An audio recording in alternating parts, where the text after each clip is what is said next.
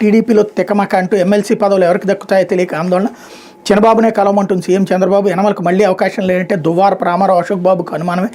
BT Naidu Janga కృష్ణమూర్తులకు కష్టమే, ధనబలం ఉన్నవారికి ప్రాధాన్యం అంటూ నేతలు. వర్మ, దేవినేని ఉమా, బుద్ధా వెంకన్న, ప్రభాకర్ చౌదరి ఆశలు. క్యూలో మరికొందరు ఎమ్మెల్యే సీటు దక్కని నేతలు.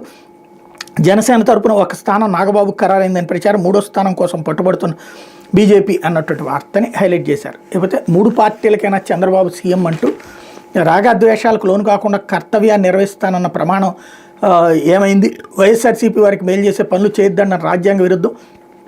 వైఎస్ఆర్సీపీ ఇంటలెక్చువల్ ఫోరం అధ్యక్షుడు వైఈపీ రెడ్డి మండిపాటు అంటూ పక్షపాతం రాగద్వేషాలు లోను కాకుండా అంతఃకరణ శుద్ధితో తన కర్తవ్యాన్ని నిర్వహిస్తానని ప్రమాణం చేసి నారా చంద్రబాబు నాయుడు వర్గం ప్రజలకు మాత్రమే తాను ముఖ్యమంత్రిగా వ్యవహరిస్తానని సిగ్గుగా చెప్పడం, చాటుకోవడం దుర్మార్గమైన వైఎస్ఆర్సీపీ ఇంటలెక్చువల్ ఫోరం అధ్యక్షుడు వై ఈశ్వరప్రసాద్ రెడ్డి ఆగ్రహం వ్యక్తం చేశారన్నటువంటి వార్తని హైలైట్ చేశారు. 1వ తేదీనే జీతాల హామీ అమలు. 1 నెలకే ఉద్యోగులు, పెన్షనర్లు 4వ తేదీ వరకు ఆగాల్సింది. ఉద్యోగులకు, పెన్షనర్లకు ప్రతి నెల 1వ తేదీనే జీతాలు, పెన్షన్లు చెల్లిస్తామని చెప్పింది చంద్రబాబు సర్కార్. దాన్ని